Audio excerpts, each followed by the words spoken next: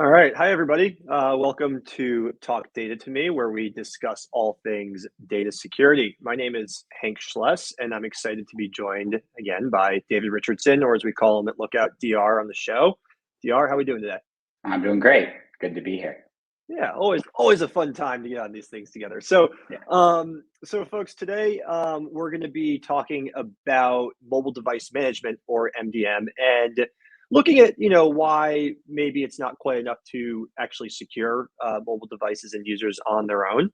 They definitely have their place. I'm not trying to say that they're great management solutions, but there's a reason that they're called that and not security solutions. And DR has been at Lookout since almost day one. I've been here for about 5 years, and I think we can both agree that we always hear, well, what's the difference between Lookout and an MDM, right? So I think that it's important to cover this because since mobile devices are so critical to how we all work today, we really have to secure them with the same priority that we might secure a laptop, desktop, cloud app servers, whatever else there may be. We're also going to go into some interesting facts about mobile 0 days and the shift in that market based on some recent news to come. Really focusing on that, looking at some of the best strategies and best practices on how to secure mobile devices. And we really hope you'll come away from the session with a good understanding on, not just how to secure them, but really what it means in the context of safeguarding your organization's data. We actually did a survey of our customer base recently, and we found that almost 80%, you got this down the screen, felt that the evolution of the workplace in the last few years has really made it far more difficult to secure not just the mobile endpoints themselves, but also do so thinking about those endpoints, those users, the data that those endpoints can access in the context of the greater data security strategy. Let's get into it here. So I'll start with the first thing here, which is a recent example. Always good to give people some context of something that's happened, pretty recently, which is an exploit chain called BlastPass. Now, DR, for those who might not be very familiar with it, can you give a quick overview of what BlastPass is? Yeah, no, absolutely. So let me just start by taking a step back and saying, what do you imagine happens when your phone gets hacked? Do you think maybe you click on a link that you shouldn't have clicked on, and then your phone reboots or something like that afterwards, and you're like, uh-oh, what just happened? Maybe you installed an application you shouldn't have, or you were going through a border crossing and somebody asked to physically inspect your phone. Maybe they plug in a USB device of some sort and do something to your phone. Well, if that's kind of what you have in mind, that's certainly not what happens in these very sophisticated attacks. All of those things can happen, and they are ways that people's phones do get hacked, but this kind of sophisticated attack like BlastPass, it's really none of the above. You potentially see nothing, and you potentially did nothing wrong at all for that to happen. So let's walk through the BlastPass scenario. So your phone is off, or your screen is off, 3 a.m., lying on your bedside table. You receive an iMessage from an unknown number.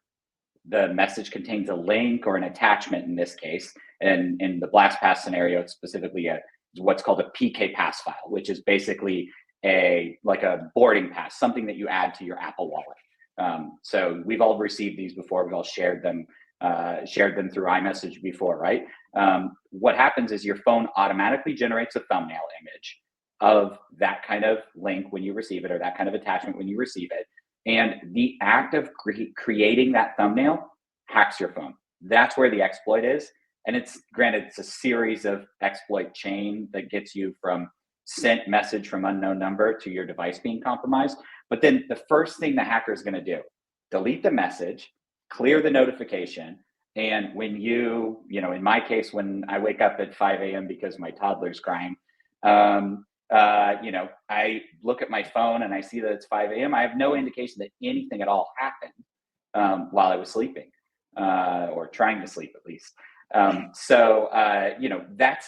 what the scenario looks like in these very sophisticated cases, because the attacker can essentially, with 0 clicks, compromise your device, clean up all the evidence, and then they're now in your device. And they can do things like basically see everything that's happening on your device. They can track your location, they can turn on your microphone, they can listen in on calls and meetings. If you think about it, like you were talking at the beginning, Hank, about how, your mobile device is just as important perhaps as any other device. I actually think you could argue it's more important. And it's more important for a couple of reasons. It's your multi-factor authentication token. So if you could only hack one device from, say, a high-ranking executive because you wanted to be able to send a large balance transfer, or you wanted to be able to steal a bunch of data from an organization, if you could only hack one device, would you be better off hacking their Windows laptop or their MacBook or their iPhone? You'd be better off hacking their iPhone because it has every piece that you need. The MFA token, you receive their SMS messages, etc. You can get all of those different pieces all from one device, and you can access all that data. You can browse, as if you were them. And so, I would argue that's the most critical device to protect. And like, this market is heating up. We're going to talk a little bit more about that later, but this BlastPass exploit chain, that's not even the only new 0 days that were discovered and disclosed last week. There was also another instance where Citizen Lab and the Google Threat Analysis Group discovered new WebKit exploits that allowed you to install Predator surveillanceware on a device. And this was found in the wild. An Egyptian presidential candidate's phone was found to be hacked in this way. This scenario, it's very similar, it's slightly different, but in this case, there's clicking, or maybe more accurately, tapping involved. But it's completely benign, invisible activity. What basically happened is you browse to any HTTP site. So you might open up Safari and go to CNN.com, and you get redirected to a malicious site because there's a man-in-the-middle attack that's occurring, and then redirected back to the site that you were trying to go to, and your device is now compromised, and Predator malware has been installed. So again, you're not doing anything out of the ordinary, and you have no idea that anything happened other than maybe a page took a half a second longer to load than it would otherwise, which there's 100 explanations why that could happen to you, on any given day. Yeah, that's all. I think there are two kind of interesting contextual things about all of that, DR, and thank you for going through it. One is that for this specific BlastPass exploit we're talking about, we're using iMessage Safari. We're talking about iOS devices here. Mm-hmm. I think that the interesting thing is that, and this is a whole other conversation, but there is the perception that iOS devices are safe, they're secure. Apple does do a great job of keeping their app store very safe, 100%. But there's still there's sort of these things are delivered through, to your point, they're delivered through a message, through very standard functionality of the device. It's not like they're getting malware into the app store and then hoping someone downloads it and then kind of backdoors their way in that way. So that, that's really interesting. And then also, I think the other part of this is, you talk about how if there's going to be one device that you compromise, what's it going to be? I mean, we all trust these things more than, like it's with me now. It's, to your point, it's on your bedside when you go to sleep. Like, we have so much trust in these devices that, inherently, why would my iPhone never do anything to hurt me, right? But the fact is, it's a piece of hardware with software running on it. So attackers know that.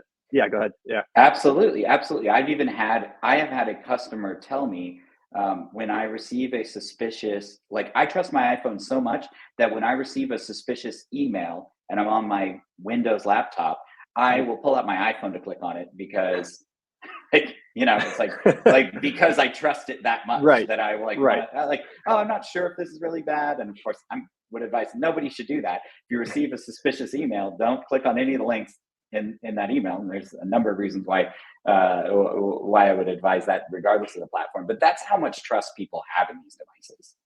Yeah, exactly.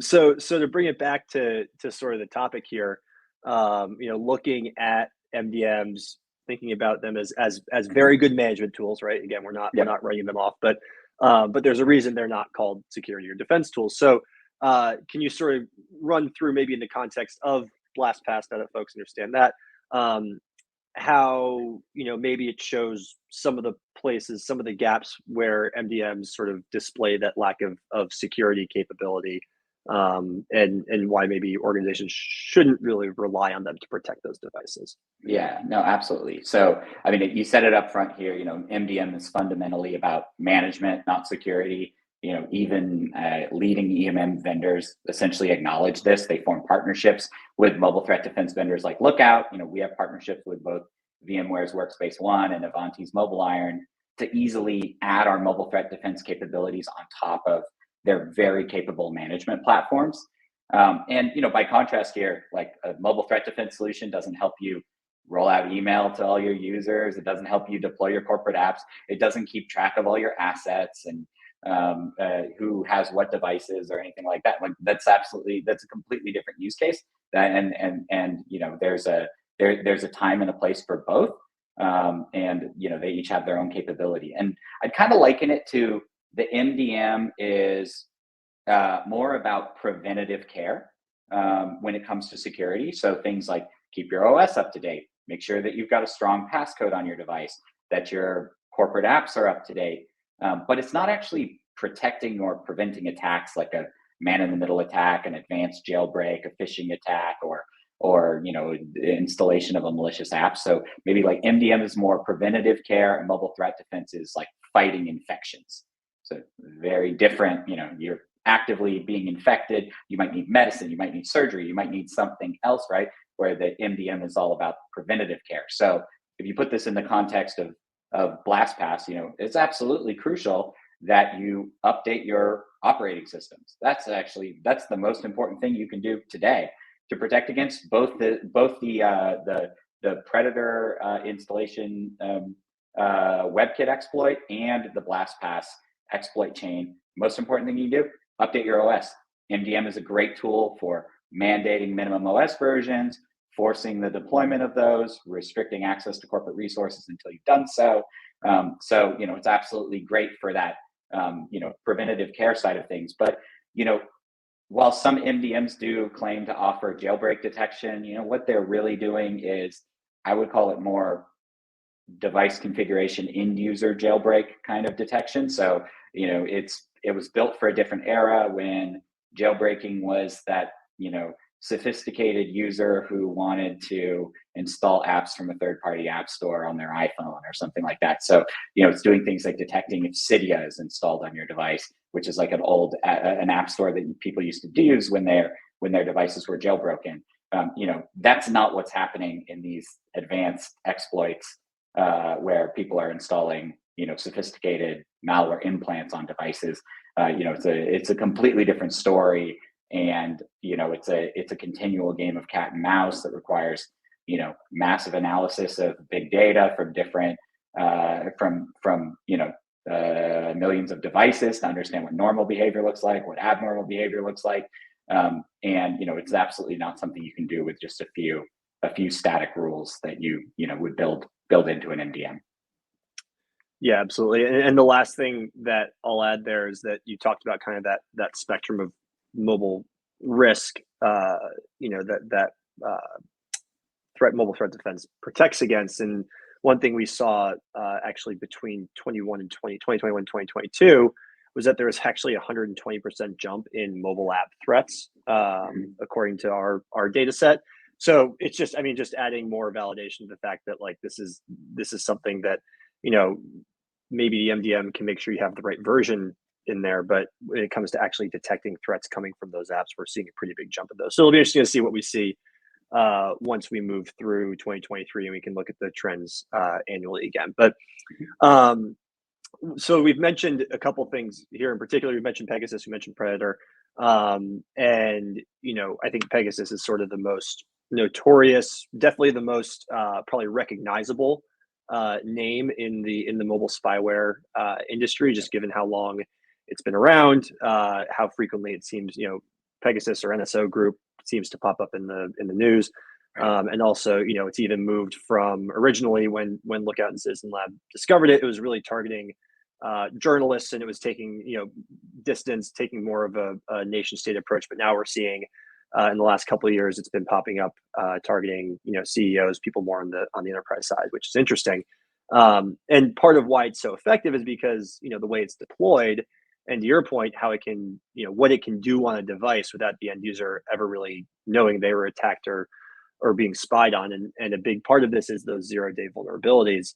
And attacks like it really rely on exploiting those 0 days, usually at that mobile OS level.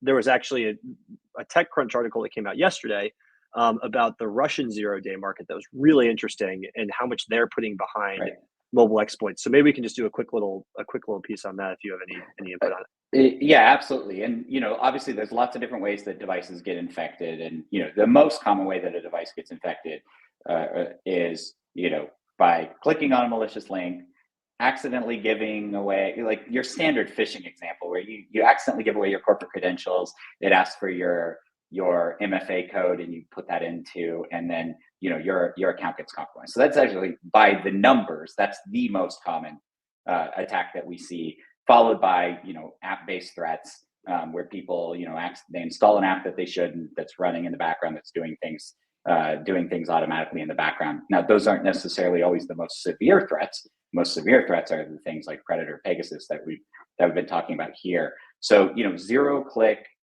exploitation, it's very sophisticated, very complicated to pull that off. It's often a chain of 3 or more exploits to, get from, sending that iMessage to remote code execution with a privilege, with escalated privilege on the device. That's it's a very complicated process.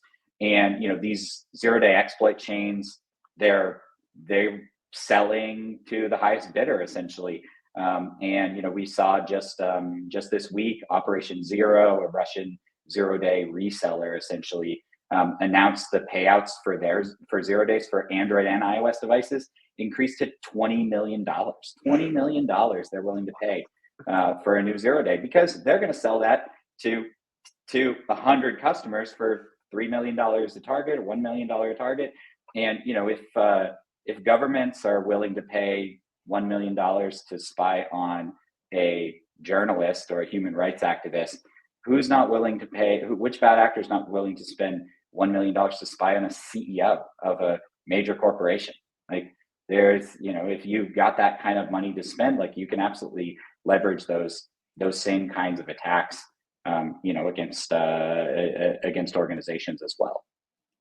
Yeah, and we actually just did a session yesterday with a couple members of our threat intel team, and we really started diving into where we're seeing almost like double dipping on some of these more advanced, whether they are kind of the nation state advanced persistent threat or APT groups, or just the more advanced cybercrime groups that may be almost like acting as proxies for some nation state activity. But regardless, you're starting to see much more of that double dipping of people using similar tactics for targeting both, to your point, a journalist, a human rights activist, and also exec level folks at big companies, where honestly you can if your definition of national defense goes into monitoring or stealing secrets from an organization that is based in an adversarial country, then maybe that falls in your government's budget. So it's just interesting to see that shift. And so the last thing we'll cover here is the series of attacks that we saw. I guess it was now 3 weeks ago, against a couple casinos down in Las Vegas. The group behind that, which is known as UNC 3944 or Scattered Spider, is notorious for having a particular chain they like to use that takes a very mobile first approach. They socially engineer employees into basically giving up their login credentials unknowingly. They then spin around at their desk, use those credentials to log into SaaS apps that hold valuable data. And then from there, they can basically do whatever they want with it. So in light of emerging threats like Scattered Spider, the last thing we'll talk about is sort of the key advantages of adopting that multi-layered approach to mobile security and why that goes just beyond management. So I'll let you have the floor on this one, PR. Yeah, no, absolutely. So obviously in all of these situations, there's a multi-layered approach is what's needed. So, I would say you can't the types of attacks that we're seeing from scattered spider, your MDM is not going to prevent them. I would argue even like threat defense alone, like there's training and education that needs to be layered on top of that as well, right? These are sophisticated social engineering attacks coupled with things like very good phishing pages that look identical. If you think about think about the scenario, like you're on the phone with someone, they're claiming they're from your IT department, they're trying to get you to do something, and you get sent a link and you click on the link and it looks like the right page. Like, are you stopping and thinking in the middle, hold on, let me think through this for a second, let me double check the URL, let me do no, like someone's asking you to do something, like you're more likely to just kind of go along because a trusted third party is kind of giving you this information. So it's absolutely a defense in depth approach that's needed. Mobile threat defense, especially with a focus on phishing protection capabilities, that can block new and unknown pages, block zero-day phishing threats, and ensure that you've got warnings and things like that popping up in front of users while they're in these scenarios. That's absolutely crucial to protect against this kind of threat. It's still, like, I would say education is still a hugely important part here, and also building a positive relationship. I talk about this topic a lot. Building a positive relationship between security and the rest of the organization, I think, is really, really important. Security can't be seen as the Department of No. Security can't be seen as somebody who's going to slap your wrist because you did the wrong thing. You clicked on a wrong link. How dare you? That's 10 more hours of training for you. That's not that can't be the relationship that security has with the rest of the organization. Security needs to be seen as something went wrong, I need to go talk to these people. I clicked on something, I don't know if I should have, I need to go talk to these people. Because that's how you stop a small problem from snowballing into a big problem, by addressing it immediately as soon as it happens, not by clicking on a link on Friday and then waiting around until Monday to say something to somebody about, like, oh yeah, I did kind of do this thing that I didn't quite expect the outcome. And then the attackers had all weekend to troll around in your account and steal as much data as they can and compromise other users from there. So I think it's very important that you need to build that positive relationship as well. But step everyone needs to take, I think, today is phishing protection for their mobile devices is absolutely crucial to protect against these kinds of threats. Yeah, I completely agree. And I think, having that culture of everyone being bought into the idea of protecting the data and understanding that it's really arguably the most valuable asset that most companies have. And I think it was maybe Wall Street Journal or someone put out an article, I think it was last week, that data is the new oil. So interesting perspective on it. But we'll close it out there. DR, thank you as always for joining us. Of course, I was glad to be here. Cool. All right, awesome. And folks, that's all we have for today on Talk Data to Me. There is a link in this post if you want to learn more about really enhancing that endpoint device protection for mobile. We actually have a little article we put together about scattered spider that you can give a read to. So thanks for joining us, and we'll see you next time on Talk Data to Me. Have a good one.